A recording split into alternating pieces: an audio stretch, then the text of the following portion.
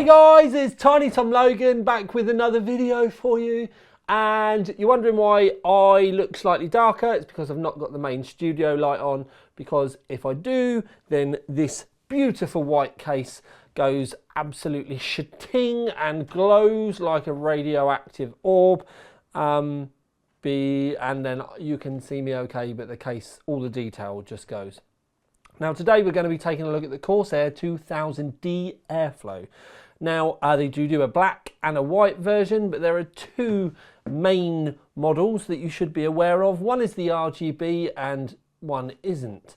And the RGB means you get front fans in the front.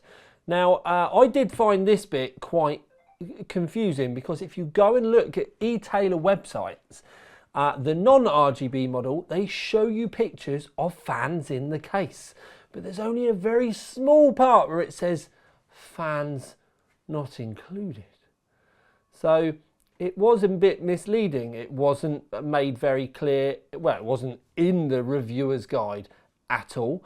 I think it needs to be put in big capital letters somewhere on the e-tailer listings as well, because it's not quite as simple as just being able to chuck some spare fans that you've got at home in, because 25mm fans do not fit in the front. You need 15mm fans.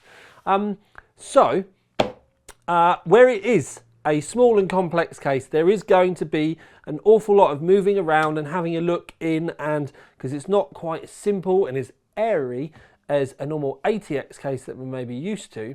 But there are quite a few things that I need to show you, and things that I think should have been done differently, because it's ended up winding me up. I opened this box up with the intention of building a complete working system to put out into the new studio, and after about 20-30 minutes looking at it and trying to work out where I was going to put stuff, I actually decided I'm not going to bother. I think that should set the tone for the review, really. We always start at the top and at the front, but that would be up here, and for the minute there's not a lot for us to look at, so we're going to stay down here, where your power and your reset switches, an integrated headphone and microphone, USB-C, and a couple of USB 3.2 Gen 2s. Now, what I am going to do is straight away show you the bottom of the case. And there is a little removable panel here, and what you can do when you remove this is get access to the I/O on the motherboard. This may be the point where I have to flick a light on so that we can see, but at the end of the day, the white is just going to ruin everything. You can see the I/O anyway. You can see the access to the graphics cards, and if we go instantly round the back at that point, you can see where you can take the video cables out the back. This here, literally just here, is the back of the graphics cards, and then the motherboard is there also. While we are around here though, we can get a look at some cable routing tabs here on the outside, which are quite handy, and that is because if we look at the very top of the case, and just to give you an orientation check so that you know where things are coming from, this is the front of the case, front top, this is top back.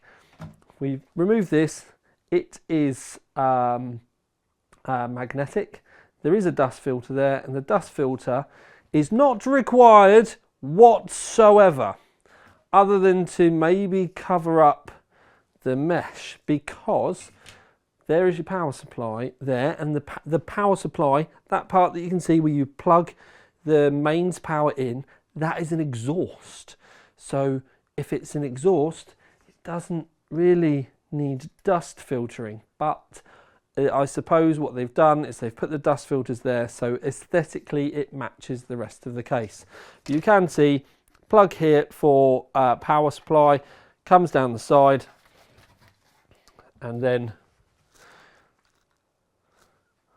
it will follow down here. While we're also on the back, there is a magnetic dust filter here, although it does go into little runners, and you can see that there are, well, I've got a graphics card there, but you can also have a couple of 120mm fans on the inside. But the dust filter is good because obviously graphics card there, sucking straight in, it stops it from picking up too much dirty air. So that is the back, top and bottom covered. So orientation check, we are back at the front of the case. Got the power and reset at the bottom there again. And if we move around here, what we can do is slip these thumb screws off, pull the tabs and remove the side of the case. Again, you can see there is dust filter, mesh there, and effectively what we have here is the back of the motherboard tray where the power supply goes. Now with the power supply, access is quite very limited in here in reality. There is no room to be able to put power supply cables down the back. You're going to be thinking internally in reality, unless they are incredibly thin, and then they will sit in this recess section on the outside. So you would need to be able to put the side panel on and clip it, and you may be able to get some cables through there. You can see that there are tie down points dotted around the back, but the thing that winds me up in reality is there are tie down points there, but there's also a ridge here, and there's a bend there that goes across. Now to me, if I was coming from my power supply here with a cable, I'm not going to want it to go over a knife edged point like this.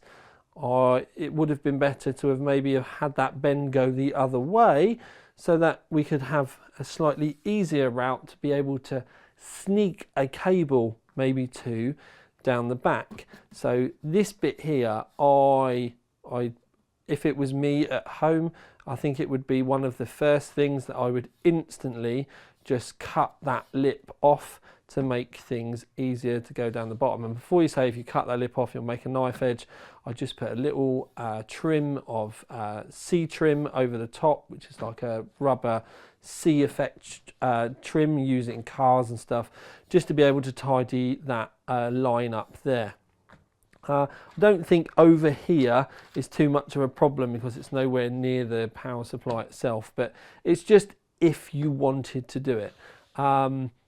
And obviously where they have these tie down points around the outside of the motherboard tray, it makes you think that they want you to put, did so much talking there and you couldn't even see, could you? There's so many tie down points around the outside of the back of the tray, it just makes you think that they wanted cables in and around here, and it would have just made life that little bit easier. Now when we go round to the other side, I will remove the side panel at the same time zooming out, and then we will remove the side panel, and then we get to this side. Now I have pre-installed a 360mm AIO into this to show you that you can get one in there. A slight edit because I'm redoing it because I was a bit harsh. Anyway, onto the main side where we can remove, where you can mount the AIO. You'll notice that I've not got it fully mounted yet. I will explain more in a minute. But the first thing I want to do is draw your attention to the standard fan cables that come in the case. And this is how mine arrived up in the top corner up here. Now there are two separate hubs. You've got one for the fan hub, and then there's another one up there for the RGB. Now the placement of these makes it difficult to get to them anyway. But the reason why I mention that they're up there is A, the mess, and B, the difficulty in getting to them, because effectively what you would have to do is fit them up here and then have massive loads of cable Now, yes, they are long enough, but it just makes me feel that you're making life cluttered and messy in the areas where it doesn't necessarily need to be. Now, I've got this feeling inside me, really. Now, at just at £109 for the non-RGB model, it sounds quite good price. But I think by the time that you've been out and bought 15mm fans, which, let's face facts, they are a little harder to come by compared to, you know, they don't come naturally fitted in other cases. I actually think to pay the extra £40 to get the 3 fans in the front is probably a better idea. The impending or the hubs that come with them, though, does make things a little messy. And it was one of the things that straight away I did think that they should have had the hubs in the bottom to save all this horrid cables.